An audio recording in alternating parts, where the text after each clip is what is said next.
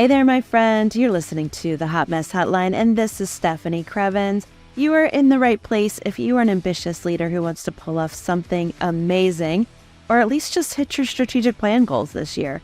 In the past, we would have called this change management, but I just don't think that that's enough anymore for the rate of change that we're seeing and experiencing right now in the 21st century and will continue to. And that's what we have for you here at the Hot Mess Hotline. We're going to teach you how to lead with strategy, innovation, flexibility, focus, and so much more. Whatever you're working on, we've got hard-earned lessons from executives to make you more adaptable and put into practice as soon as this episode is over. Today's conversation is a little unique in that we are repurposing a conversation that Denise Cooper and I had over on her podcast, which is called Closing the Gap. It was such good stuff that I wanted to bring it to my listeners, as well as introduce you to Denise Cooper. She's the founder and CEO of Remarkable Leadership Lessons. It's a company that she founded over 10 years ago and works specifically with C-suiters, senior level business leaders and managers in raising their game as contributors to profitability. She really is an amazing expert when it comes to development plans, development needs, and creating high performance from our top level leaders, focusing really specifically on leadership and a lot of organizations inside of Fortune 500 companies and those small to mid-market companies as well. So she and I had an amazing conversation about the realities of being a leader. So let's dig into that conversation. It's estimated that the leadership business generates somewhere between $300 and $500 billion annually for those who write, train, coach, and speak about leadership. Have you sat back and asked yourself, with all the leadership training programs that you have put through your organization, that you have attended, those week-long things, those 2-week-long things, that you go and you think, oh, we're going to get better leaders out of it. Have you ever thought, is the obsession with leadership just a business opportunity for leadership providers, or is there some genuine interest in transforming bad leaders into good ones? Can we actually turn mediocre leaders into good leaders into great leaders, and figure out a way not to have bad leaders at all? Well, what if the way we're thinking about leadership is just all wrong? So today, my guest is Stephanie Crevens. She is my new best friend. Why? Because her company works with companies who are growing, innovating, scaling, and digitally transforming, but they are stuck in the messy middle of growth. And, I loved her because she said the messy middle of growth. And I'm, if you've heard me, I say the messy, muddy middle of growth. Because when you're in the middle of it, it's hard to see your way out and you're tired. The companies she works with need solutions to get their people and teams to tackle old problems in new ways, adopt new tech stacks, and break down silos. The development programs that she's put together focus on the intersection of 4 disciplines: self-leadership, team leadership, individual change readiness, and organizational change. Among other powerful programs, she and her team of people are certified in the Enneagram, multiple other tools, and certified Wiley partners, offering both the DISC and Patrick Lencioni's 5 behaviors of a cohesive team. Hey, Stephanie, how you doing? Hey, I'm so happy and so excited to dig into this conversation. I'm like over here biting my tongue, like, let's go. Oh, man. I don't even know how to start or dig in, but I want people to know something about you like I know you. So what's your favorite life lessons quote? Or, if you had to define who you are, how would you do that in a few words? I think number one, and probably the philosophy that drives me on a day-to-day basis that I bring to everyone around me in all parts of my life, is there is a solution to every problem. Similar to your background currently that I can see, that I know the audience can't see, nothing is impossible. I believe that wholeheartedly. Yeah. I would say the other thing that contributes to the way that I work in the world is that there are very few definite truths in this world. And the more that we think we have the lockdown on the truth, the more we're probably demonstrating very limited thinking or just dead wrong. And Yeah. so I think that mental flexibility, that mental openness is part of people being successful in this world in a way that makes sense for them.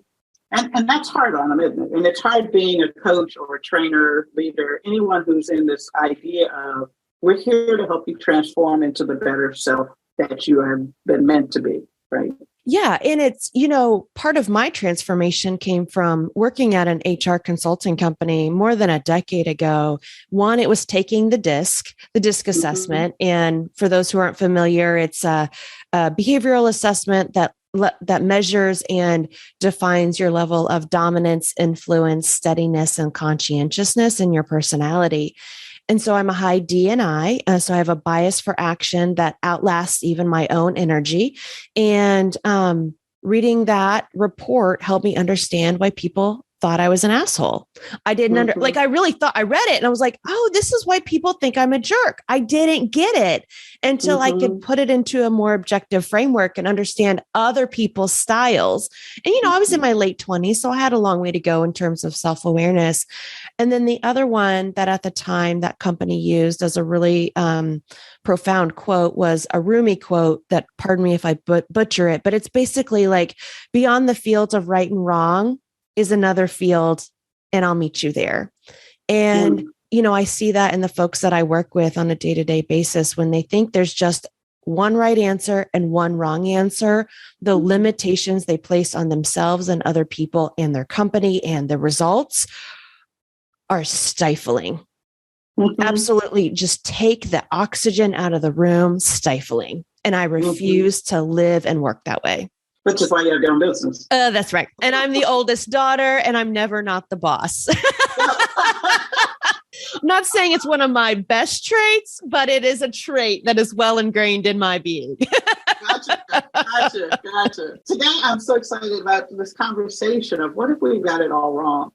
And the reason I started thinking about this is a couple of things. I mean, there's a couple of new books on the market, newer books, I should say. And one of them is Blowing the Whistle on Bogus Leadership, Veteran Industry Insiders Reveal Why the Leadership Development Industry is Not Developing Leaders by Brett Thomas. So it started me to thinking, because I didn't put it in place that maybe what we're doing is coming at leadership the wrong way. And I've always had this like burning thing since I started my business, 15 years ago. Why does everybody think that you can become something or exercise your skills in a week?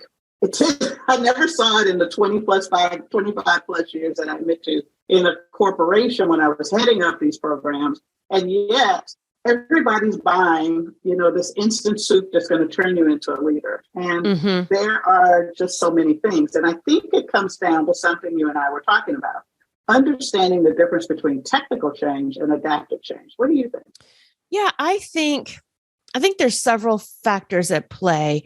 The same logic that gets us to in a company, hey, if we just buy this piece of technology, all of our project management issues will be solved. If we just buy fill in the blank piece of tech, then all of these problems will go away. We apply that exact same logic to people development.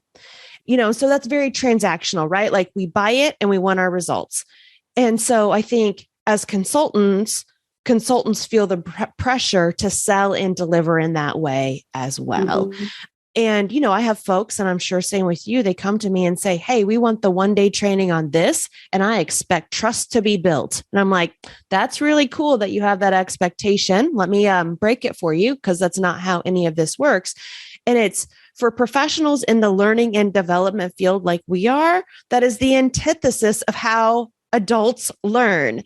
And so I think we have to be willing to be brave with our clients and say, yes, you can purchase this from us. Yes, we can deliver it for you. And we must right size your expectations about what this event will create for your company. And it will create about 3 weeks of awareness. Oh, you're generous. Yeah. Yes. You're generous. Yes. Right. But it's okay. So if you want the first step of education and awareness, check, we can do that. If you want changed business results, here's what we also have to layer in there. It's the same as when you go to buy a new piece of technology. Yes, you buy it. and you change your business processes, and all of your people go through multiple training events to learn the software and the business process that the software fits into. And then 6, 12, 18 months, you can see results. And that's how learning works in adults. We have to get them to the point where they are teaching others about it till we actually see business results change and long-term retention. Or at least retention of the information. Sure.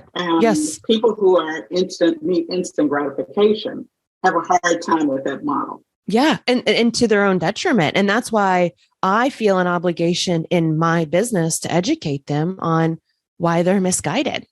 Mm-hmm. And if that's what they want, they can buy that from somebody else, because we're here to change the world. And I'm not trying to make this about a pitch. I'm just saying, like, if we have this conversation, here's what it's going to sound like, but we're here to change the world. We're not here to sell one-off trainings. Right. And there's different places that do that. Yeah. Oh, yeah. And I used to work for one that they still do that. And it has its place. It is not leadership development. Right. If it's a technical skill, then it works. And so talk to me a little bit. Let's talk about the difference between technical skills and adaptive skill, or adaptive change, technical change versus adaptive change in general. So, because I don't know that everybody understands the difference between the the types of change require a different approach to how you're going to make the change happen. Yes. So I draw parallels to how we think we manage productivity in organizations to also change, right? So ever since computers have entered our workforce in earnest, which was really late 70s, 80s-ish, we as humans have somehow gotten the idea into our head that, oh, well, computers can run multiple synapses or multiple programs at the same time. We should be able to do that. And unless you're a robot, we don't work like that at all. And so technical change is and can be, okay, we put a plan on paper and we work the process. It's typical project management. You manage your resources and your time and your budget and where people come in and out and the timeline. That has a place, and it has a much more limited place than we think that it does. And then no plan ever goes according to plan. And so that's where we have to be willing to be adaptive to what is actually happening. And that's where you see people's resistance come in. And that's where you have to learn how to influence them to get them past their resistance. And so the way I would say this, the way I would articulate this is adaptive change is the willingness to recognize that humans can get squirrely in the change process, because technical change is A, then B, then C, then D.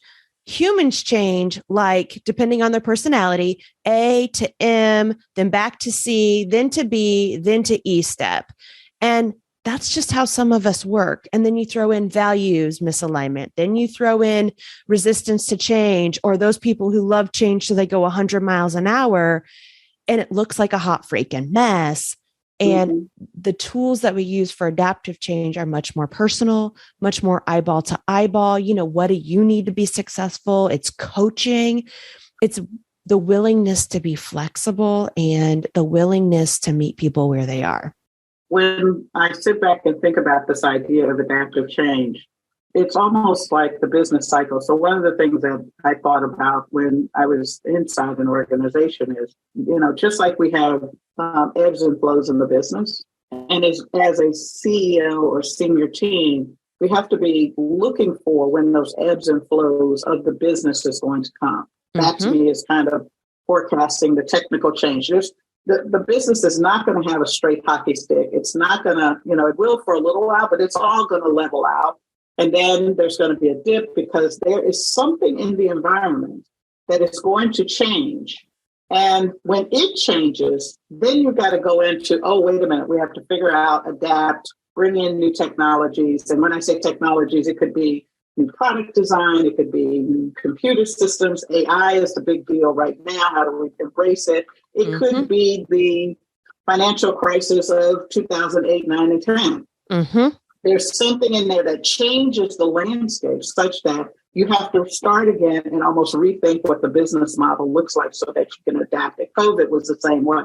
How many fast food restaurants suddenly came up with the idea of not just delivery, but improving the way they do drive-through, evolution of the drive-through, etc. But I don't think we think about that when we're talking about leadership change. Why do you think we don't talk about it like that? First and foremost, I go to the fact that most of our workplaces are not psychologically safe, and it's not okay to be vulnerable. We have set up management and leadership roles to be, these are the folks that know everything all of the time. And those are the expectations that their direct reports put on them. Those are the expectations that a lot of leaders put on themselves as well. I think we also, as part of this conversation, have to recognize that a lot of the leadership gurus out there are white masculine men that evolved during a certain time in corporate life, mostly from the 60s into the early 2000s. And that type of leadership has significant limitations, especially in today's modern workforce that is calling out for a more feminine leadership style. You know, for a long time, leadership, and especially for women, if you were to be a successful leader, the woman would man up. And we are just now seeing in our society the perspective of other leadership styles, even from other cultures. You know, a more African collaborative style of leadership is now working its way into our companies. And I think bringing those voices into what leadership could look like is going to expand the possibilities there. But the narrative around leadership has been very much, how do we look and act like Jack Welch? And I'm not picking on these gentlemen. They were obviously successful for the times that they lived in. You know, how does it look like Jack Welch? And what he's espoused in his books, what he lived out as a leader is actually very atrocious behavior.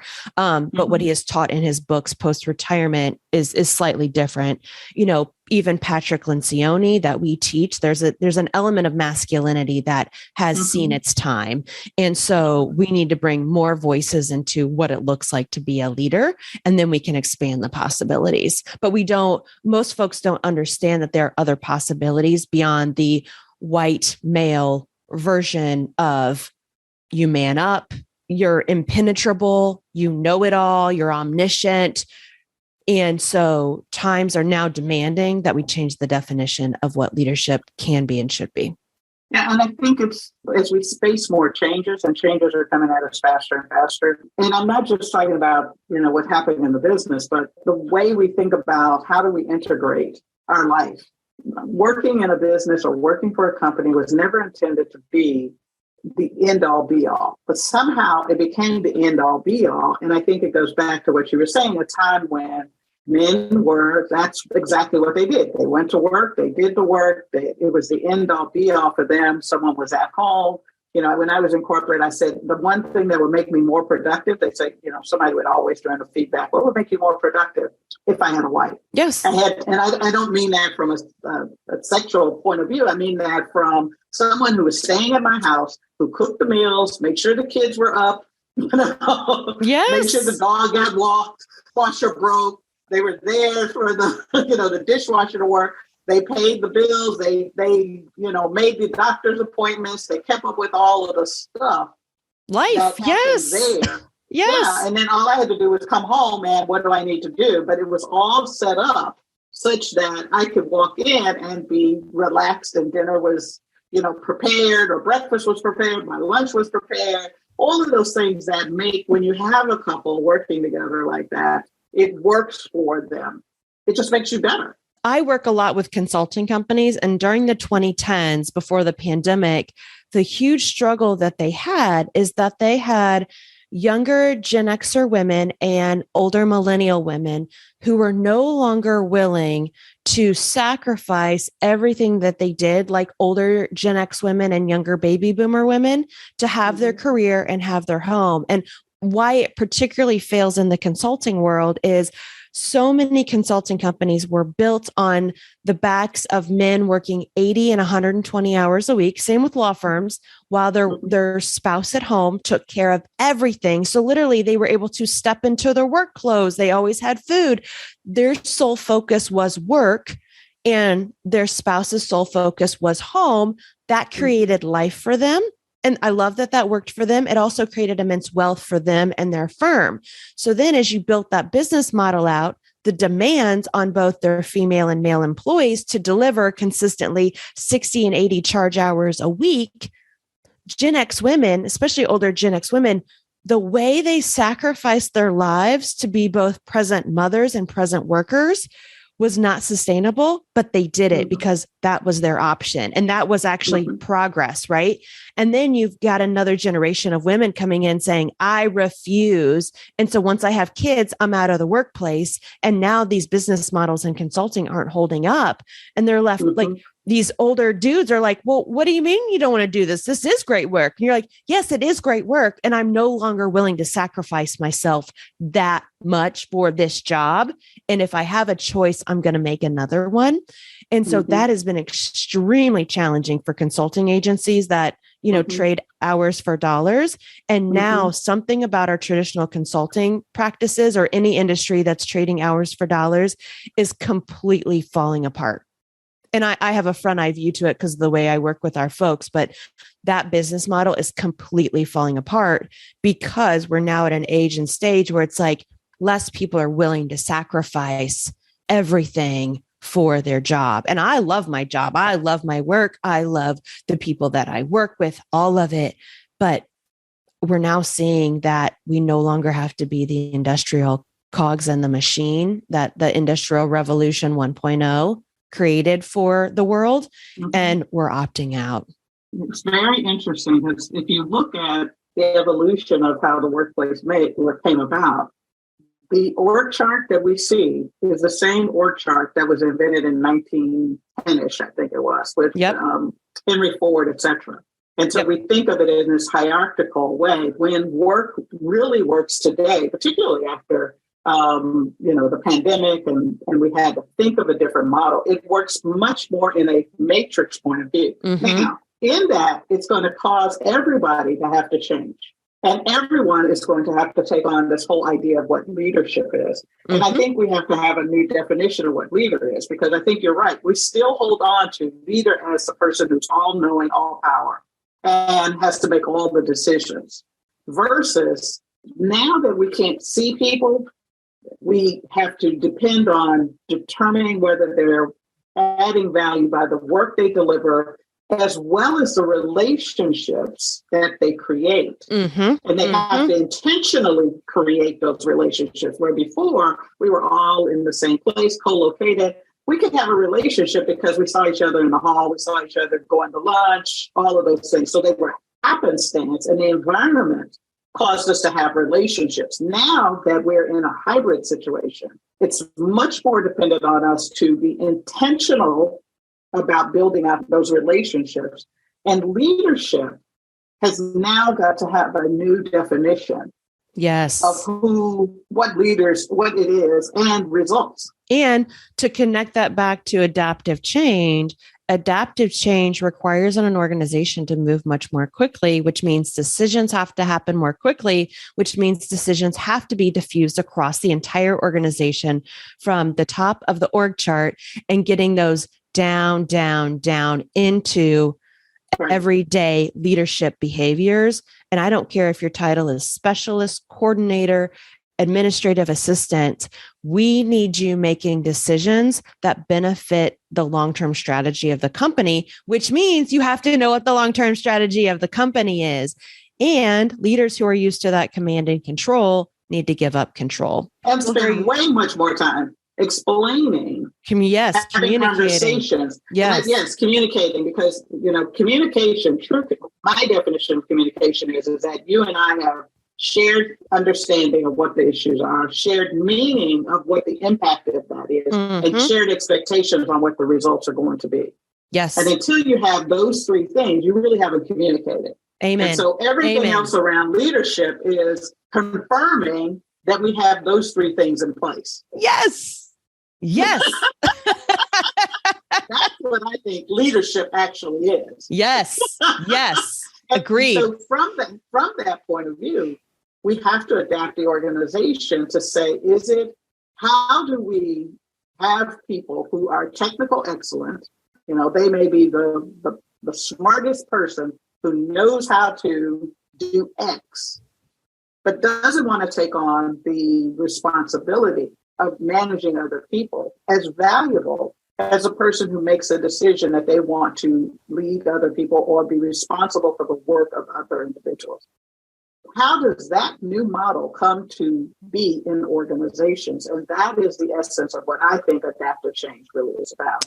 Because it's no longer this technical change of do as I say, this is it, it's a straight line, maybe a little curvy here and there. But for the most part, we see the end. We have a reasonable way of doing it where in times where there's high change like it is now, and we need flatter organizations that have higher productivity.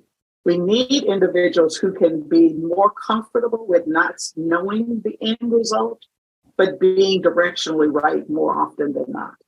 You know, as you're describing that, what I'm realizing is that I think we have to acknowledge that the org chart is not the thing that's going to get us there into the future because it's just too linear. It's just too linear for how work needs to get done nowadays.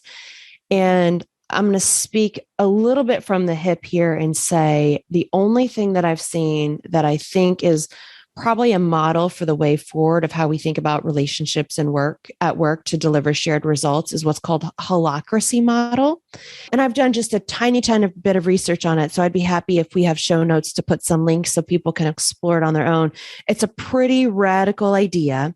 And I got it from some research that came out of Zappos. And, you know, I think we need to take the Zappos culture with a grain of salt based on what we know about what was happening with leadership there. But so holacracy basically says that instead of thinking about hierarchical relationships, we think about relationships and by way of almost buckets or circles of work. So you put job titles into circles of work, you define the titles relationships, and then you define the relationship between the buckets of work, like between marketing and sales. And you even break down marketing into social media, SEO, you know, who gets to set the vision, who gets to contribute to the vision.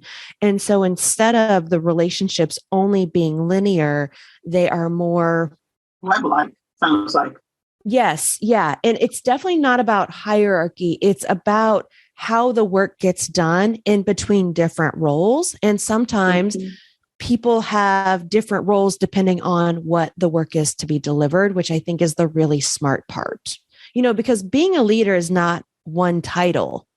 You know, if you're the vice president of sales, sometimes you're the coach, sometimes you're the vision setter, sometimes you are a producer. You know, each day you're stepping into slightly different roles. And I think that is a much more a realistic way to define what that role is. And it's more manageable for the person who is the leader, because then you can step intentionally into those different roles that you play in any one given day. And you also understand how the interconnection of all of those are. Exactly. So influence as a producer is much the same as an influencer as a leader. A person who is actually acting as a consultant for a client is now acting as a consultant on how work gets done inside the organization. Yes. And so those kinds of skills now become much more important than in many ways the technical expertise of I know all the ins and outs of a product, which is in essence technical learning versus adaptive learning.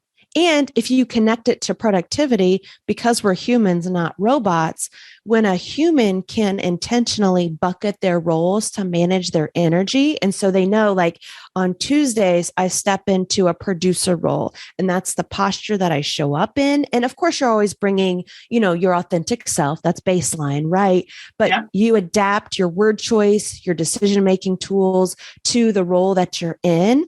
You can be much more productive. You can be much less tired. You can not suffer from decision fatigue as much when you're able to bucket those different roles in your life. As you are looking at the landscape of the work that you do and the work that others who are kind of in this nuanced role of rethinking the way we help adults learn to be good leaders, what do you see what's next? What I'd love to see is next, and what I'm starting to see with some of my clients, is the recognition that we're human beings.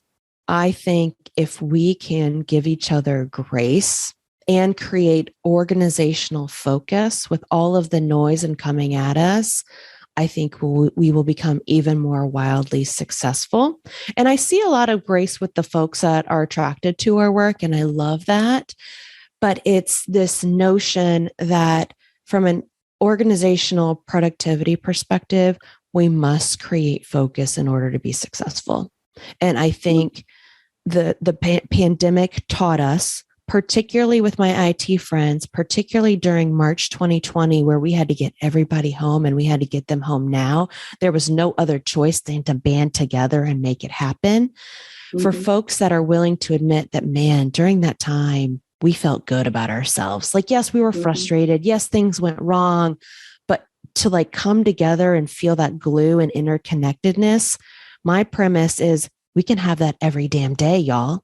Like we can have that every day. And it's because we create focus together that allows that to happen, and recognizing common humanity. But to me, I think the companies that will be successful in the future will have much more focused visions, missions, values, strategic plans, operational plans, and quarterly, monthly, weekly, daily priorities. And the touch of how the differences in the people that we have on our staff, whether they're consultants or vendors, but also our employees, how are their differences, the way they see the way the world is, the experiences they bring or don't bring. Yes.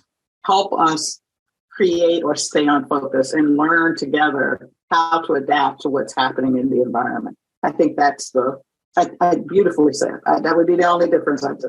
Yes, I agree completely. Different is different. Different is not bad.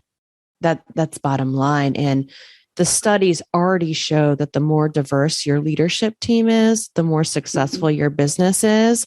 Like, that is a statement of fact that every company must embrace. I think that's a non-negotiable. Yeah. And for another podcast, and we may need to have a continuation on this one. I think a question that we have to understand or have to delve into is, with all the evidence that truly has been coming up, not just in the last 1 or 2 or 3 years, but we've been seeing this evidence of the more diverse the leadership is, the more profitable a business is. For at least 15 years that we've been tracking it. What does it take for us to make that a pinnacle of success in an organization? You know, every organization, every performance has a curve, a bell curve. And somebody's making a decision that 50% of that bell curve could be mediocre or worse. Yep. Right? Yep. Because mediocre is safe. That's exactly right. And we've made it too safe. Yes. If you're listening to this, so here's a question for you. As you look to the left, look to the right, and look up and down in your organization, have you put in systems in place that allow mediocrity to reside and to be safe? And if that's what you want, because you can be really, really successful at that, then why are you investing in leadership training? Because safe is a good place to be. I want to add a second thoughtful question to that. And my challenge to our listeners today is, if you look around your team, really your teams that you interact with in your company, and they think similarly to you, they look similarly to you, they went to college like you did, they, fill in the blank. Ask yourself, how can you make yourself uncomfortable today? Practice being uncomfortable and notice what you learn.